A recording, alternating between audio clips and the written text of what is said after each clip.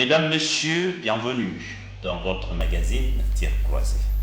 L'heure est bien sûr à ces débats qui doivent en principe aller dans les sens souhaités. Quand nous parlons du sens souhaité, c'est-à-dire nous devons être justes et rationnels dans nos analyses parce que nous n'avons que cette République, laquelle nous avons plutôt hérité de nos aïeux et nous, ce qu'on a comme responsabilité de pouvoir la gérer et la coordonner de la manière dont il faut parce que nous sommes censés un jour de la laisser entre la main, soit entre les mains de ceux qui par la suite, entre autres, sont nos descendants.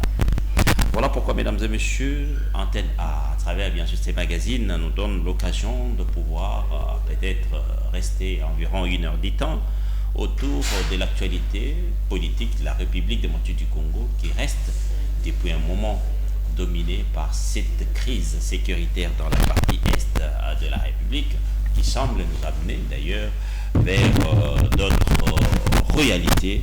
Voilà pourquoi nous avons estimé ensemble avec mes invités qui vont parfois entrer et se retrouver comme étant que débatteurs, tourner autour de ces différents sujets que nous avons choisis pour vous et qui ne sont qu'une proposition d'ailleurs venant de vous, nos téléspectateurs. Nous allons parler de du changement, voulais-je dire, de la Constitution, si cela va constituer bien sûr la voie crédible vers la paix durable qu'on a toujours rêvé et souhaité au regard de l'actuelle situation dans l'est de la République démocratique du Congo où carrément la République doit-elle prioritairement renforcer son système de la défense pour reconquérir les espaces qui sont sous contrôle des agresseurs. Nous les saurons tout à l'heure parce que personne ne peut les nier pour le moment. Les débats sur les lèvres, c'est autour. Soit c'est les changements de la Constitution, soit les autres s'érigent dans les camps opposés à ceux qui pensent qu'en changeant la Constitution, les choses vont avancer dans des sens beaucoup plus souhaités. On va terminer sur la dernière rencontre entre le président en exercice de l'Union africaine, je cite Ndaï Chimie, qui a dû quand même échanger avec les opposants qui se retrouvent pour le moment dans cette coalition qu'on appelle C64. Donc cette réunion s'est-elle passée à Bujumbura? Qu'en est-il la suite? Nous le saurons. D'autres langues disent que cette rencontre est à la base de plusieurs éléments lequel on attend voir aussi les gouvernements fléchir, mais entre-temps, dans le C64, parce qu'on parle de article 104, les autres se sont sentis lésés. Est-ce que cela est vrai? Nous le saurons peut-être tout au long de ces magazines. Voilà pourquoi, mesdames et messieurs, le moment est là. Je m'en vais rapidement déjà vous présenter ceux qui ont quand même accepté de venir passer ces moments ensemble avec nous. À ma droite, je suis avec estimé compatriote en la personne de Georges Iboula, qui est d'ailleurs au cadre de cette plateforme Horizon. Bienvenue, cher ami. Merci, monsieur Yvon, cher journaliste. C'est toujours un plaisir pour nous lorsque nous sommes invités pour parler République. Vraiment. Donc, nous remercions la première des chaînes privées de la République pour cette opportunité nous offerte enfin de diagnostiquer sur la situation de la République qui est nôtre. Merci beaucoup et je me tourne du côté gauche. Je suis avec celui qu'on appelle Rafat Kachunga. Bienvenue, cher ami. Oui, merci beaucoup Yvon pour l'invitation. Je salue également mon débatteur et ceux qui nous suivent. Je pense que quelques moments que nous aurons dans le cadre de cette émission, nous allons quand même essayer de parler de la République et pouvoir trouver de pistes de solutions, parce que c'est ça d'ailleurs qui est notre cheval de bataille tous sur la crise sécuritaire à l'est du pays et donner de points de vue afin de permettre à ce que ceux qui nous suivent et le prennent également les mesures satisfaisantes pour sortir nos compatriotes de l'est de la République dans cette situation qui a tant perduré. Allez, on commence d'ailleurs avec vous sur les changements de la Constitution parce que c'est oui, on en a tellement assez entendu. Alors, les autres pensent qu'en changeant la Constitution, ça sera d'ailleurs une façon de pouvoir faire taire les armes dans la partie est de la République. Les uns s'y opposent à cette proposition et pensent que l'air, pour le moment, et à la République de pouvoir renforcer son système de défense, enfin d'arriver à mettre hors d'état de nuire tous ces mécréants, tous ceux qui sèment mort et désolation dans la partie est de la République? Écoutez Yvon, je pense que je veux réfléchir de façon contraire à ce que vous venez de dire. Pour l'instant, on ne peut pas faire des raccordements pour les changements de la Constitution et la paix dans l'Est. Souvenez-vous que quelques manifestations qui ont eu lieu ici ont démontré que cette démarche ou ces processus de changement de la Constitution se mettre de l'huile dans les feux, parce que ça diverge jusque-là l'opinion au sein de l'opinion nationale. Vous savez qu'il y a ceux qui sont pour, qui ont l'air raison, et effectivement, ceux qui sont contre et les raisons. Mais pour l'instant, par rapport à ce contexte particulier que nous traversons, qui est la crise sécuritaire, et ça a duré, nous pensons que les énergies doivent être convergées dans le sens d'être d'abord de consolider l'unité nationale, la cohésion nationale. Même cela peut nécessiter qu'on soit autour d'une table, je suis d'accord, afin de bouter l'ennemi hors état de nuire. Parce que... Mais déjà sur cette question, le président de la République en avait déjà tranché. Effectivement, mais... C'est retrouvé autour de la table, bien sûr, mais quelles sont les garanties qui vont faire en sorte que non, une fois le dialogue est entamé et les armes vont se faire taire dans l'Est de la République? Alors, ce dialogue-là doit être un dialogue inclusif. Inclusif, ça signifie quoi? Même si ça doit faire mal que ceux-là qui ont pris les armes puissent se trouver autour d'une table, mais si c'est pour trouver la paix, moi je pense qu'on ne peut pas les exclure, parce qu'aujourd'hui, si on convoque un dialogue, par exemple à Kinshasa ici, avec les opposants non armés... Ce dialogue-là aura justement quel format? Les formants, c'est appeler ces gens-là, appeler Nanga et tous ces acolytes, leur demander en face pourquoi vous avez pris les armes contre votre pays. Et quand ils diront, on va trouver les justes milliers, parce qu'au-delà de tout cela, ça sera que nous avons besoin que la paix soit retrouvée et soit rétablie. Très bien. Et si on perdure avec cette situation, nos compatriotes dans l'Est seront dans un régime dictatorial, un régime qui est loin d'être contrôlé par le pays, et alors que la plupart même de ces compatriotes qui sont là ont voté les chefs de l'État. Mais aujourd'hui, ils ne sont pas sous contrôle de sa gouvernance, et ce n'est pas une bonne chose. Donc je pense qu'au fur et à mesure que nous tirons les choses à longueur, la situation s'aggrave, et que ce processus du changement de la Constitution, je l'ai toujours dit, ça ne va pas profiter et ça ne va pas faire reculer ceux qui ont pris les armes de l'autre côté. Et ça va nous détacher de nos compatriotes de ces zones qui sont contrôlées.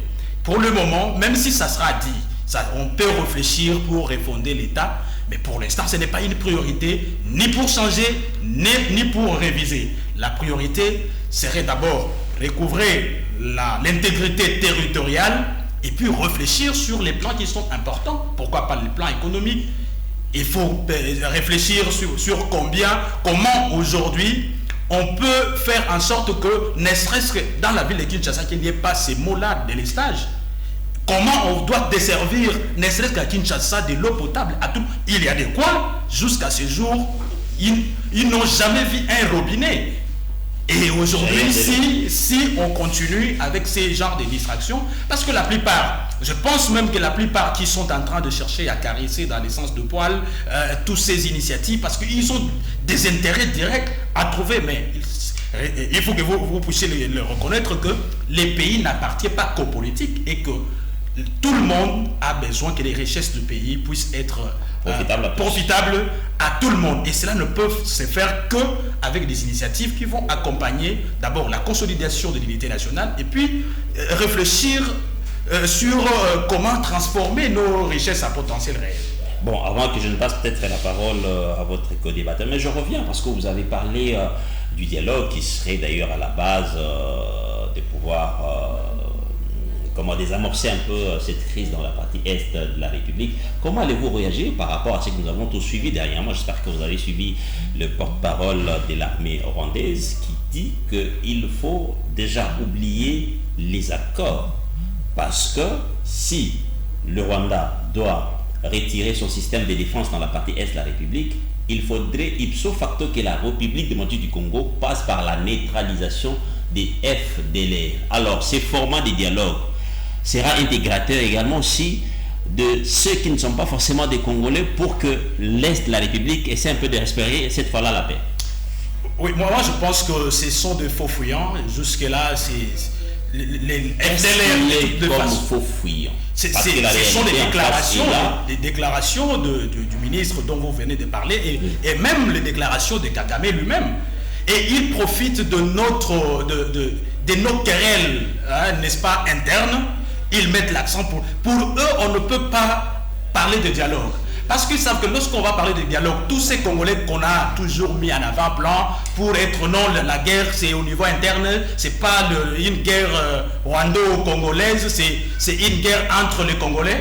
Et lorsqu'on va se retrouver autour d'une table et qu'on va poser des questions à ces gens-là, droit dans les yeux, et qu'ils vont répondre et on va trouver la solution à leurs réclamations, à leurs problèmes, et à ce moment-là, le Rwanda n'aura plus, n'est-ce pas, par où passer pour justifier sa forfaiture qu'il a toujours fait. C'est ça, c'est ce que j'ai dit aujourd'hui. Tout ce que nous pouvons préconiser, c'est ce qui doit aller dans le sens de pouvoir consolider notre unité nationale, même si cela va demander les sacrifices que nous puissions accepter, ne serait-ce que pour que nous puissions trouver, n'est-ce pas, l'intégrité territoriale sous la couverture de cette gouvernance, de ce gouvernement actuel.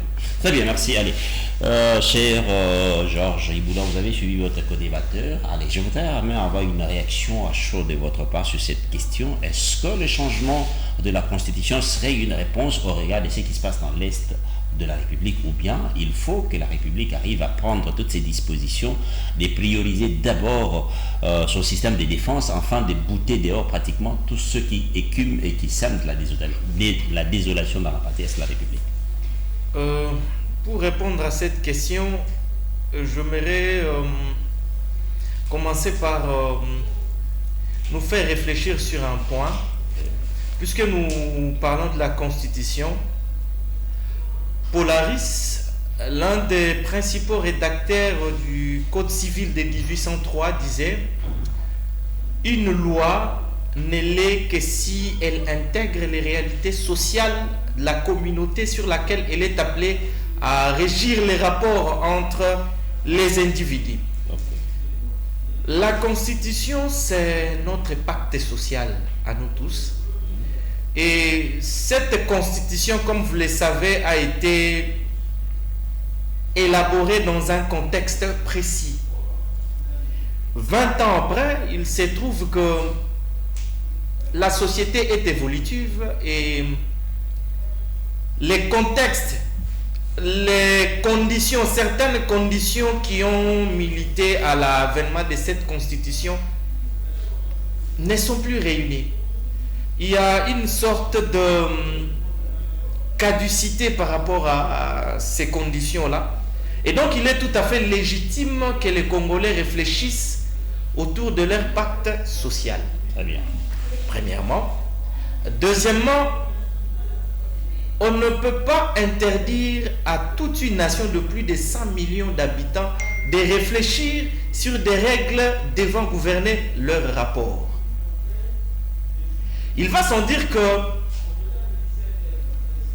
nous sommes dans un contexte où la question de ces pactes sociaux quitte le champ normal des réflexions pour le bien-être commun, pour l'avenir du pays. On individualise cette question. Non, chez nous à Horizon, nous disons qu'il faut dépassionner les débats, la Constitution, rendre ces débats beaucoup plus objectifs. Et rendre ces débats beaucoup plus objectifs, c'est quoi? C'est de voir comment nous pouvons avoir un pacte social calqué sur nous, Congolais.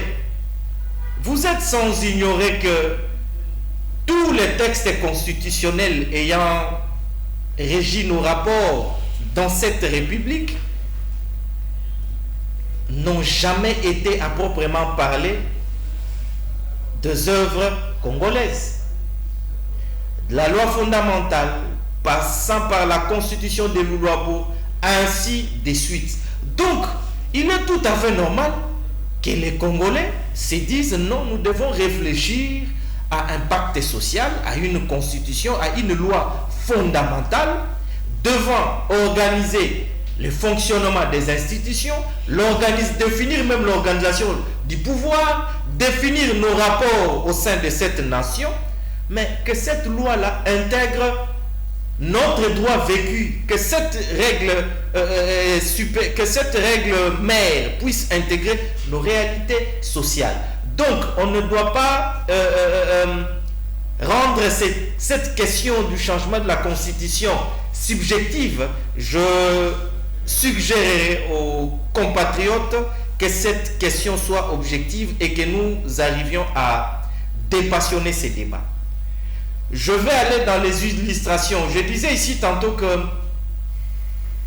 des conditions qui ont milité à l'avènement de cette constitution, pour la plupart, elles ne sont plus réunies. Nous étions dans quel contexte? Un pays post-conflit. Tous les belligérants doivent se réunir afin de trouver une formule pour prendre tout le monde. Et après cette transition, certains cherchaient des garanties. Est-ce que c'était forcément pour une formule pour prendre pratiquement tout le monde, ou bien c'était dans l'intention et l'idée de voir dans les jours à venir que la situation reste beaucoup plus meilleure que celle du passé? Le contexte était celui non seulement de prendre tout le monde lors de la transition, mais après la transition, comme il était prévu qu'il y ait des élections, en cas d'échec, quelles étaient les garanties pour ceux qui allaient échouer? C'est ainsi que cette constitution, voulant satisfaire à tout le monde, du moins pas tous les Congolais, mais les belligérants dans les temps, c'est comme ça que nous sommes partis peut-être des 11 provinces sans une bonne loi de programmation à passer à 26 provinces avec des institutions provinciales multiples, n'est-ce pas? Tout ça parce qu'il trouvait des places, il fallait trouver des places pour prendre X et Y. Donc, vous voulez dire que non, cette constitution a été taillée, en fait, taillée sur mesure pour oui, arriver. Les exemples sont légion. Les exemples sont légion et qui nous réconfortent dans notre position. Je vais vous donner un exemple. Ok. Actuellement, vous pouvez me dire avec exactitude en quoi les assemblées provinciales ont servi. Je suis partisan de la décentralisation, de la forte décentralisation comme c'est consacré dans notre constitution. Mais on dit salus populi suprema lex. Le salut du peuple prime sur la loi. Des institutions telles que les assemblées provinciales ont plus coûté à la République qu'elles n'ont contribué. Je vous donne un exemple. Le gouverneur... C'est lui qui a la parole, vous allez réagir, oui. Je te calme, mais l'élégance oblige. Même si vous n'acquiescez pas ce que j'ai dit, mais supportez quand même, c'est mon temps de parole. Vous allez réagir, oui. Vous allez et donc je disais, les institutions provinciales nous ont plus prouvé que la corruption était flagrante dans ces pays que toute autre chose. On les attendait à nous produire des édits, n'est-ce pas? Des édits dans le sens d'aller dans le sens du bien-être de population dans ces provinces-là. Mais qu'est-ce qu'on ne voit pas lors des élections de gouverneurs? C'est dans ces pays qu'on connaît qu'il y a des provinces où, au cours d'une même législature, on peut avoir 2-3 gouverneurs.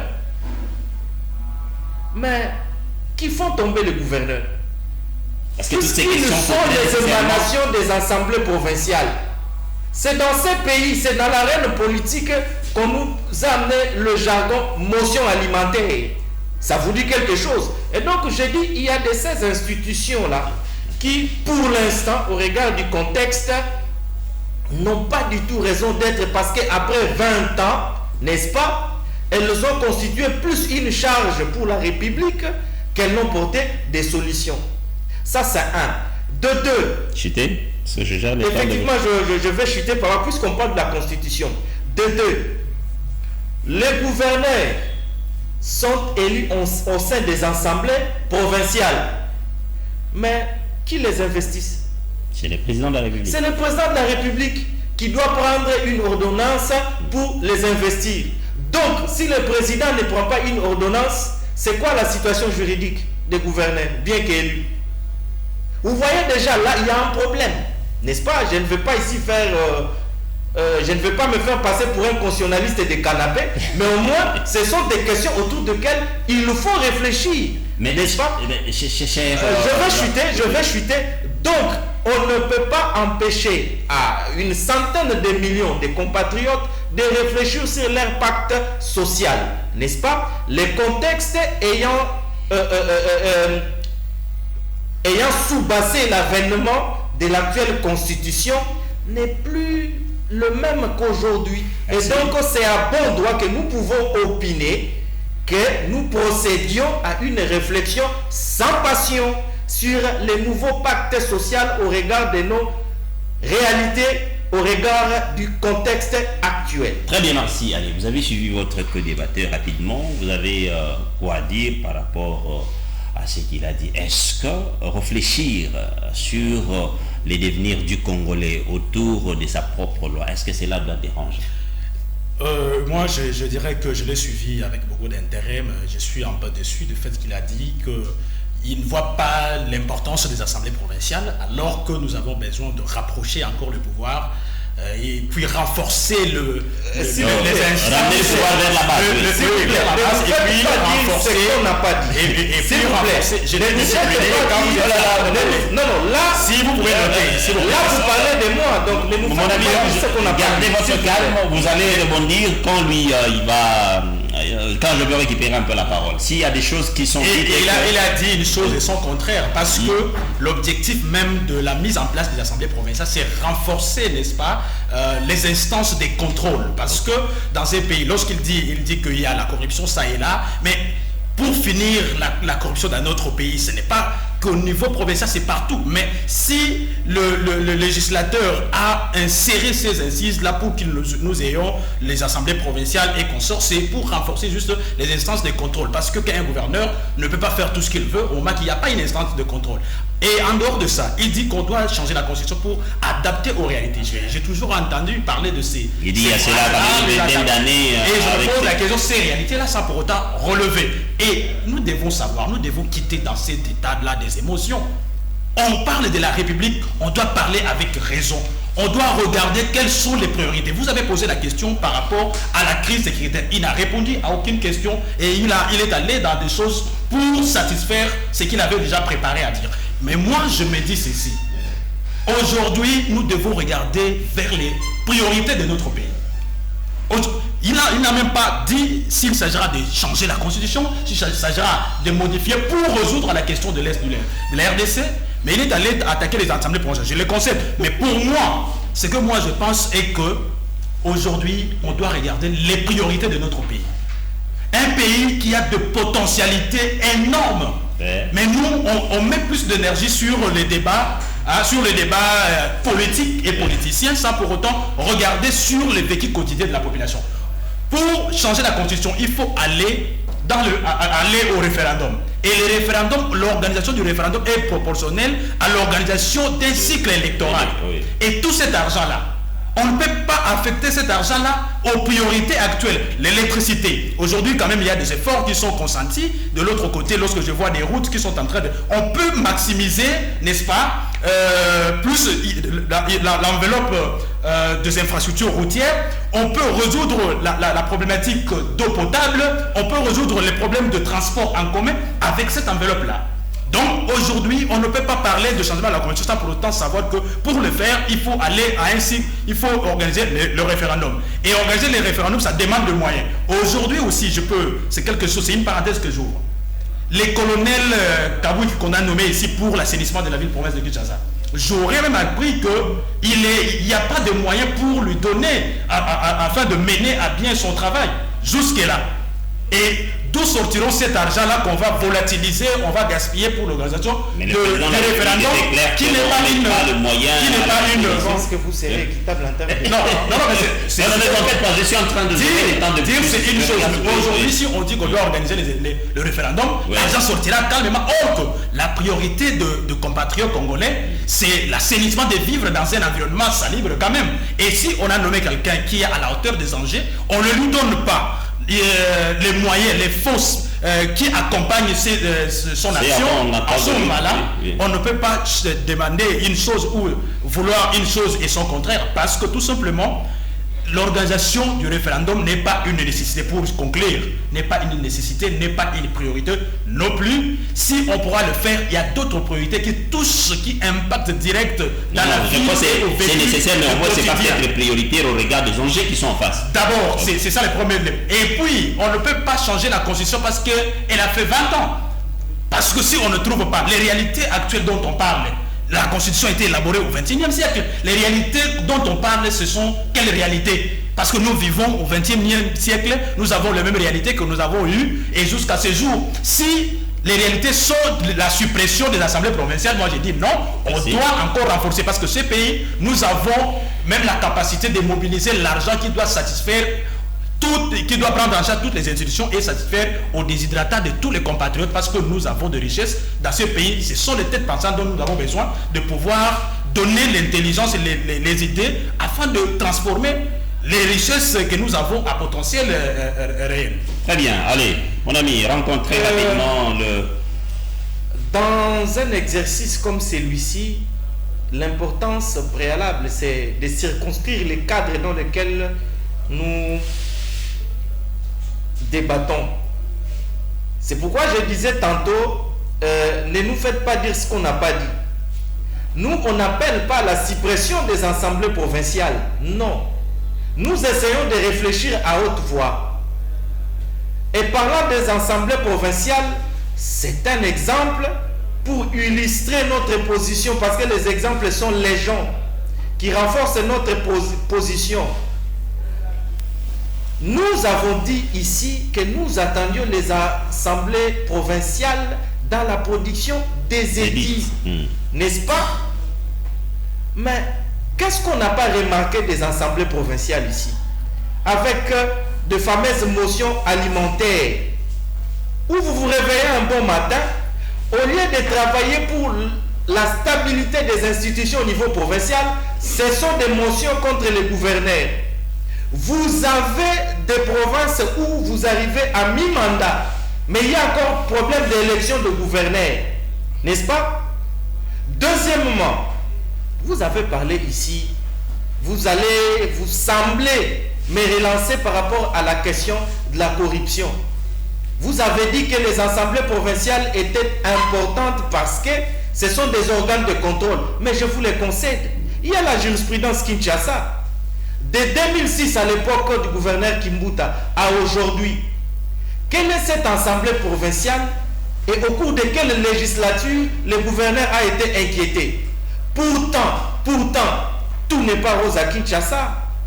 Pourtant, nous nous plaignons de la gestion de la ville de Kinshasa.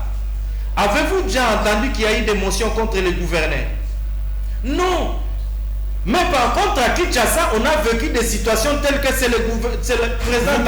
S'il vous plaît, s'il vous plaît. Si vous demandez qu'il n'y ait pas de mon ami, notez. Si vous dites notez, oh là là, notez. Là, vous êtes en train de grignoter dans le temps. J'étais en train de noter et vous allez répondre. Ici, oui. La jurisprudence Kinshasa nous renseigne que malgré que nous déplorons la situation dans la ville de Kinshasa, il n'y a jamais eu une assemblée provinciale au cours d'une législature qui a inquiété un gouverneur.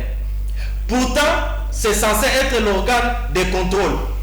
Mais à quoi ça servi ces assemblées provinciales?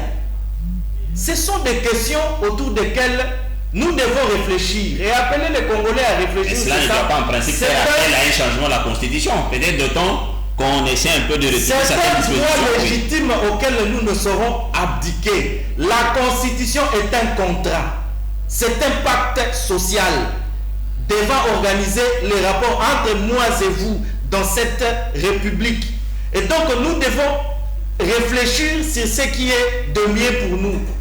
Si il s'avère que la Constitution qui est là, à bien des égards, pose problème pour le bon fonctionnement des institutions au sein de la République, donc nous pouvons la changer.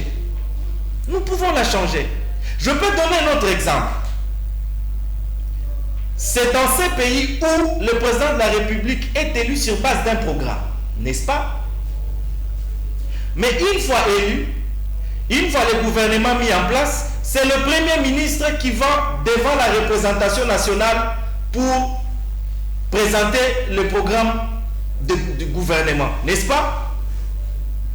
C'est dans ces pays, avec la même constitution, que le président est irresponsable politiquement, mais c'est le chef du gouvernement qui n'a pas été élu au suffrage universel et qui y est censé, n'est-ce pas, matérialiser la vision du chef de l'État qui s'est décrit dans son programme. C'est lui qui doit être responsable devant la représentation. C'est pour autant qu'on ne doit pas arriver à bien faire les choses. Je suis en arrivance. Je suis en arrivance. Et donc, c'est dans ces pays que nous avons une jurisprudence où ça bloque. Mais le président de la République, n'est-ce pas, qui investit par ordonnance le gouvernement, ne sait pas déchoir son chef du gouvernement qu'il a nommé. Parce que vous conviendrez avec moi que le salut du peuple prime sur la loi, n'est-ce pas? Mais nous avons été bloqués ici, au début du premier mandat du chef de l'État actuel. Il y a eu une crise entre le Premier ministre et le chef de l'État. Mais combien le chef n'a pas eu du mal de se défaire d'un organe qu'il a lui-même investi par ordonnance? Donc, à bien des égards, il y a une sorte de confusion. Et donc, appeler les gens, n'est-ce pas, à trouver des solutions par rapport à de telles questions, ce n'est pas un péché, chers amis. Ce n'est pas un péché. Revenons à la question de l'Est. Revenons à la question de l'Est, parce que j'ai semblé comprendre ici. Je regarde le temps imparti, oui. Allez-y. Vous ne me protégez pas. J'ai l'impression comme si quand il parle, vous lui laissez... Non, je suis là sur le chrono. Vous allez me faire perdre le fil d'idée. Ok, allez, poursuivez alors. Revenons à la question de l'Est. Cette constitution parle des minorités. Vous voulez qu'on parle des minorités dans un pays qui a 450 ethnies? Et de ces 450 ethnies, il n'y a pas d'ethnie minoritaire. Mais on nous parle quand même des minorités. Les changements de constitution, de cette constitution, ne peut-il pas donner une réponse à cette préoccupation, par exemple? On peut revoir la disposition qui dérange dans ce sens-là. S'il vous plaît. Laissez-moi réfléchir en fait. Laissez-moi réfléchir. Mais je dois vous relancer également parce que ceux qui nous suivent doivent profiter de ça. Parlons toujours de la question de l'Est. Oui. Les Congolais est chez lui partout où ils se trouvent sur les 2 345 410 km². Je peux quitter ici, je vais à Katakokombe, c'est chez moi. Je peux quitter ici, je vais à Miabi, c'est chez moi. Tout comme je peux aller à Kasongo, c'est chez moi. Mais pourquoi on a tendance à croire qu'il y a une communauté qui voudrait juste être campée sur une zone de la République? Et il se cache derrière quoi? Derrière le concept minorité. Donc il y a bien des questions dans cette constitution. Les exemples sont les gens qui méritent notre attention particulière.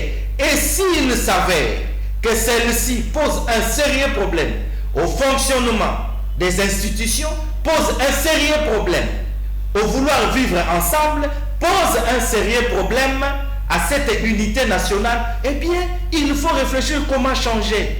Parce que en tant que des hommes et des femmes, n'est-ce pas, dotés de toutes les facultés, on doit réfléchir sur des solutions, n'est-ce pas, à apporter aux problèmes qui sont nôtres. Comment changer pendant que cette disposition n'est pas dans la Constitution? Comment changer la Constitution? Oui. Je vais chuter par là. Il a semblé parler du tribalisme. Mais je me sens très à l'aise. Le tribalisme, moi? Je me sens très à l'aise quand tu parles de tribalisme. Là, vous me faites... S'il vous plaît, s'il vous plaît. Vous allez rebondir, mon cher ami. Je me sens très à l'aise quand tu parles du tribalisme. Mais cette constitution-là, s'il vous plaît. Oh là là. Vous allez. Je n'accepterai pas. Mais non. Il est de votre droit de pouvoir revenir sur ce qu'il a dit, si vous estimez que non, c'est pas ce que vous avez dit.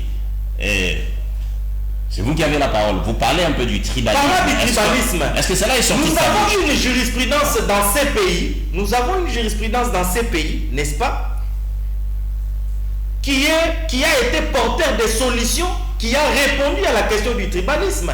Sous les Deuxième République, n'est-ce pas, on n'élisait pas les gouverneurs avec la condition qu'ils soient de cette contrée-là.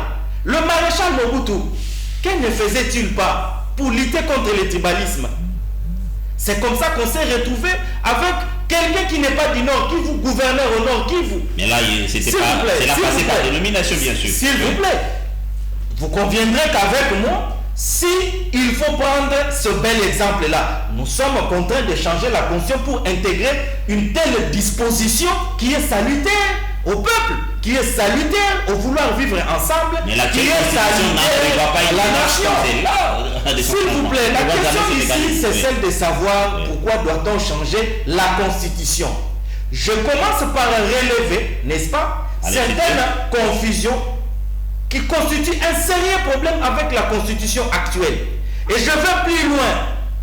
En les rejoignant, lorsqu'ils parlent du tribalisme, je vous dis qu'il y a une jurisprudence dans ces pays, notamment à l'époque. Il n'est toujours pas d'accord. Donc, non, ne pas être d'accord avec moi, c'est une question. Mais vous êtes en train de dire des choses que lui n'a pas dit. Effectivement. Ce sont droits les plus légitimes en démocratie. En démocratie, on n'est pas censé avoir la même opinion. Merci beaucoup. Allez, mon ami, vous avez suivi votre... S'il vous plaît, je vais chuter par là. Je vais dire justement, par rapport au tribalisme, n'est-ce pas, qui est parmi les antivaleurs, nous avons une jurisprudence dans cette république avec le maréchal Mobutu. Vous avez déjà dit ça. Vous avez déjà dit ça. Lorsqu'on parle de questions aussi sérieuses qui concernent la République, il y a une attitude à prendre. Ok, très bien, on va revenir à vous. Allez, mon ami, vous avez été chargé, hein? Vous avez été chargé par votre co-débatteur. Allez, je vous donne aussi le même temps d'antenne pour que vous puissiez vider ce que vous avez dans votre carquois. Alors, moi je me dis d'abord, nous devons réfléchir et ne pas avoir des émotions lorsque nous réfléchissons. Très bien. Parce merci que vous le laissez, c'est lui qui a la parole. Il est facile de dire on doit changer la constitution. Changer la constitution. Même pas réviser, mais changer. C'est facile de dire. Mais on ne sait pas qu'on change une constitution selon les circonstances des révolutions. Aucune révolution jusque-là. Le chef de l'État en exercice. C'est-à-dire le changement de la Constitution n'est possible que par une révolution. Par une révolution, par exemple. C'est-à-dire on ne peut pas quitter une république vers une autre. De façon brutale, non, ça ne se passe pas comme ça. Parce que tout simplement, le chef de l'État, les chefs de l'État en exercice prêtent serment de respecter la Constitution qui l'a portée à la magistrature suprême. Et lorsque vous allez changer, vous savez qu'il y a un temps, il y a un temps intermédiaire, un temps vide qui va se créer. Les institutions du pays, toutes nos institutions ici, la caricature de nos institutions, c'est sur base des textes de cette constitution actuelle. On ne parlera pas de 2 chambres du Parlement sans une constitution. Et tout cela, toute l'architecture même dans son ensemble, c'est par rapport à cette constitution. Lorsque vous allez jeter ça en pâture, vous allez remplacer quoi pendant ce temps-là avant de mettre en place une nouvelle. Donc ce sont de faux débats. Les gens le disent, il y a beaucoup de gens qui le disent de cette façon-là d'emblée, mais ne pas savoir le fond et la fonctionnalité de comment ça va se passer. Parce qu'aujourd'hui, au-delà que ça ne soit pas une priorité ou une nécessité... Celle en vigueur ne va-t-elle pas assurer, comment on dit, les affaires courantes jusqu'à la nouvelle, à la production de la nouvelle? Non, mais en ce moment-là, la légitimité des institutions actuelles seront sur base de quelle constitution? Parce que la constitution, on porte, donc pour accéder au pouvoir, c'est sur base d'un jeu démocratique autour des textes bien élaborés. Et lorsque vous allez demander que ça puisse faire des affaires courantes, ça sera sur base de quoi? Donc c'est un faux débat. Nous pensons que nous devons revenir sur terre et réfléchir sur les choses qui sont importantes. Les sociales, le vécu quotidien, les transports. Nous sommes le seul pays où pour aller dans un coin de la République, vous payez plus. Aller aussi à Lubumbashi, c'est plus de 300-400 $. Alors qu'ailleurs, les 400 $, ça peut vous servir d'aller d'un pays à un autre. Aujourd'hui, on a le problème depuis que les Belges nous ont laissé. Chemin de fer Kinshasa et Lebo, ça fait 66 ans après notre indépendance, ça n'a pas été construit. Et ça, si aujourd'hui on relie Lubumbashi et Kinshasa, les gens pourront facilement voyager. Aujourd'hui, nous avons besoin de l'eau. Dans des grandes villes, c'est toujours un problème. Aujourd'hui, nous avons besoin d'électricité. À Kinshasa, il y a des immeubles qui naissent comme des champignons chaque jour. On n'arrive pas à réfléchir, même la SNEL n'arrive pas à réfléchir. Combien de ménages y a-t-il pour arriver à alimenter cela proportionnellement à la démographie actuelle. Les gens ne réfléchissent pas autour de ça, les gens sont dans les distractions. Et moi, je ne suis pas politique, peut-être il est en train de défendre les intérêts, ses intérêts politiques. Moi, je ne suis qu'un analyste et un journaliste de mon État. Je dis, les priorités sont ailleurs.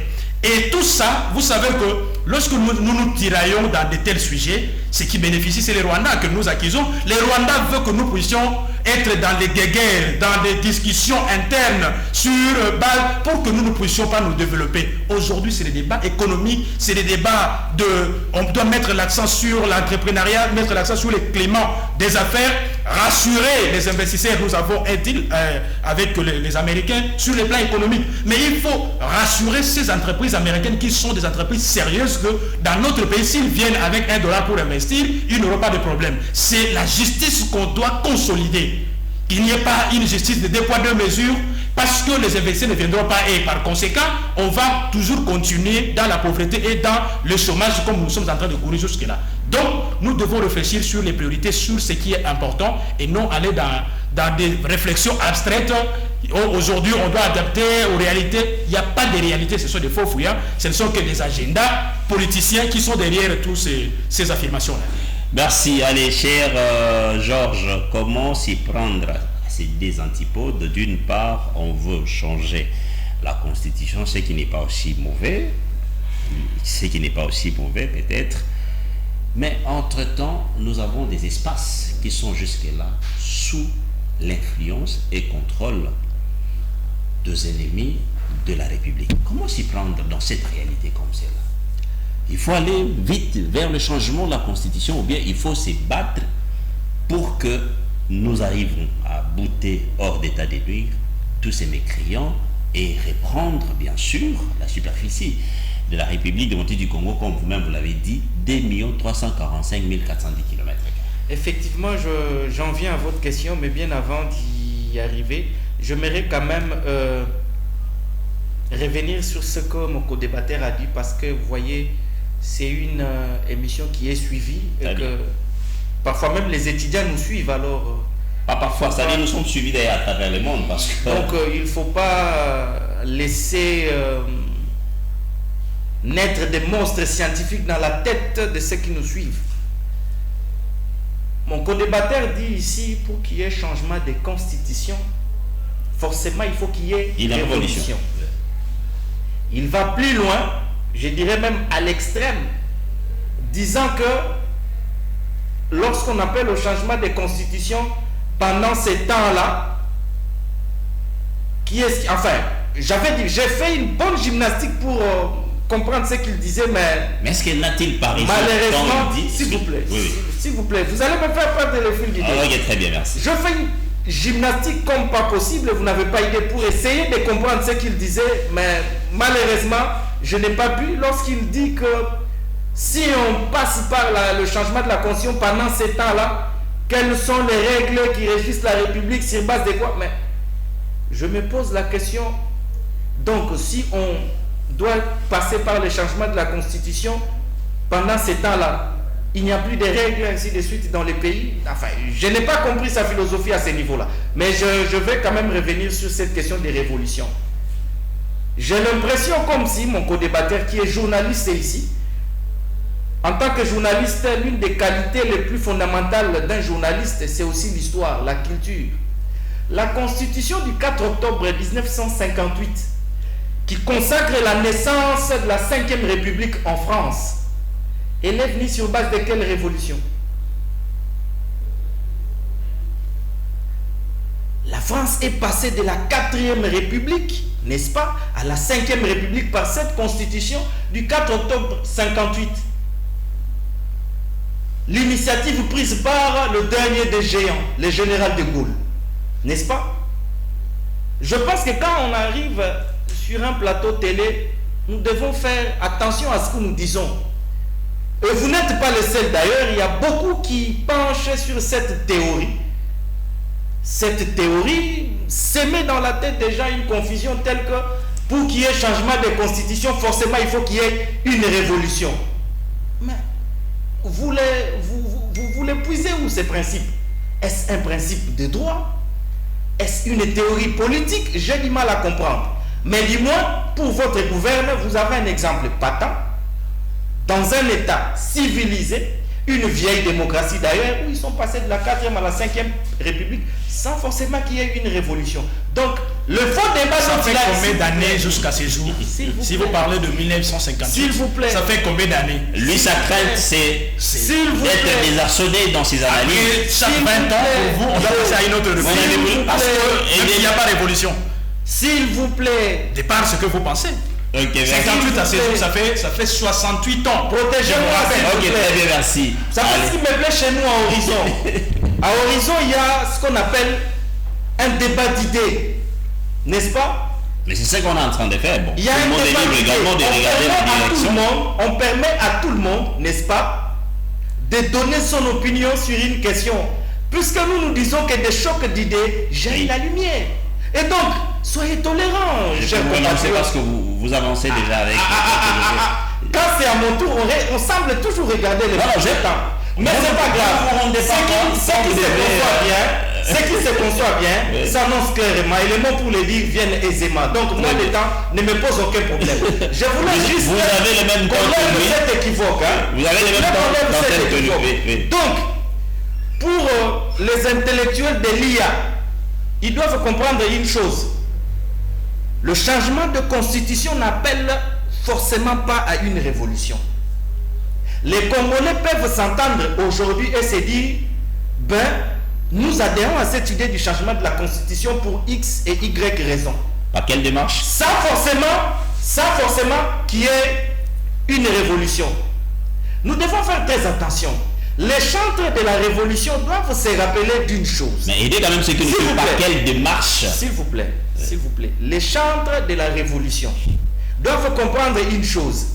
La République qui est nôtre est dans un retard légendaire en termes de développement. Merci. Et donc, on n'a pas le temps, n'est-ce pas, pour de telles situations malencontreuses d'ailleurs. On ne peut pas se donner les luxes. On ne peut pas se donner des luxes de verser dans de telles idées. Ce sont des idées à décourager. Merci. Pour la question de l'Est, oui, terminé. S'il vous plaît, pour la question de l'Est, parmi les attributs du chef de l'État, n'est-ce pas? Parmi les attributs du chef de l'État, le chef de l'État est le commandant suprême des armées, n'est-ce pas? La question serait mieux posée dans le sens où quelle est l'attitude que nous devons avoir, nous Congolais, pendant cette période pour trouver une réponse à la question de la guerre de l'Est. Mais c'est simple. C'est simple. Nous devons nous ranger derrière le commandant suprême afin de lui donner tous les moyens possibles de bouter hors nos frontières l'ennemi. Maintenant, les questions internes, nous allons les résoudre nous-mêmes à l'interne. Mais pour l'instant, le serpent qui est à l'intérieur de la maison, nous devons le bouter dehors et trouver un moyen d'éradiquer toutes les conditions permissives, n'est-ce pas, qui facilitent l'entrée du serpent dans la maison. Merci. Allez, mon ami, abordons ce sujet. Qu'en est-il de la suite de la réunion de Bujumbura? Vous avez suivi dernièrement C64, c'est-à-dire les opposants qui avaient balancé dans le média et presque par toutes les différentes voies sur la date qui était butoir, celle du 8 juillet, avec l'idée d'aller vers le palais de la nation, aller demander au président de la République de les démettre un peu de ses fonctions. Paraît-il, il aurait trahi à son propre serment qui a fait de lui le président de la République. Ils sont allés de l'autre côté du Burundi, ils ont rencontré les présidents d'exercice de l'Union africaine. Nous les avons vus rentrer dans la capitale, faisant une projection pour le 22. Vous avez quelle réaction en suivant ce que votre ami a dit ici, au regard de ce que nous traversons comme situation? Il a été nécessaire à ce que nous soyons tous derrière, s'arranger dans les deux du président de la République, afin qu'il ait tout le moyen possible pour mettre hors d'état de nuire les ennemis de la République. Effectivement, là, il n'a pas tort, parce que c'est lui le garant de la nation. Très bien. Alors, en ce qui concerne la démarche de l'opposition, je pense que c'est une démarche qui est constitutionnel. L'opposition est là pour faire pression et d'abord tout est né de ces processus, cette démarche de changer la constitution. L'opposition n'admet pas ça et c'est son droit légitime. Et leur marche du 22 qui du reste a été, n'est-ce pas, actée par les autorités urbaines, et il n'y a pas un problème. Mais les problèmes se posent sur l'objectif même d'aller marcher pour démettre le chef de l'État. Je pense que c'est une aventure de mauvais goût parce que tout simplement le chef de l'État a été élu pour un mandat de 5 ans et que si cela c'était en 2028, je pouvais accepter, mais pour le moment je ne pense pas que ça soit légitime de faire une marche. Pour moi, la marche pouvait porter sur les renoncements de la démarche de changement ou de révision de la Constitution. Mais aller jusqu'au palais, chercher à démettre le chef de l'État, là aussi, ce ne sont pas que les gens de l'opposition qui l'ont élu, c'est tout le... Alors je ne pense pas que... Oui, la finalité, elle n'est pas logique, mais la démarche de faire, n'est-ce pas, une marche, faire la pression, oui, c'est constitutionnel. C'est constitutionnel, l'opposition ne peut que faire ça. Mais ce que moi que je regrette, c'est le fait qu'aujourd'hui, il y a certains professeurs qui sont arrivés même à vider la substance même de la considération de ces titres-là, professeur à thèse. Je suivi, mais également le professeur Mata a voulu aussi projeter le même jour une marche pour... Je pense que le pays mérite mieux. Nous devons quitter ces stades-là de émotions. Un professeur qui, autrefois, on prenait comme un modèle, aujourd'hui, commence à réfléchir comme... Et tout ça pour, n'est-ce pas, satisfaire ses appétits politiciens et pour faire plaire. Mais je pense que nous avons assisté ici à la marche qui a eu lieu récemment de l'opposition avec les affrontements. Et quand ils projettent la marche le même jour, c'est pour quelle finalité? C'est pour qu'il y ait encore affrontement et qu'il y ait mort d'hommes. Et on va nous prendre pour qui?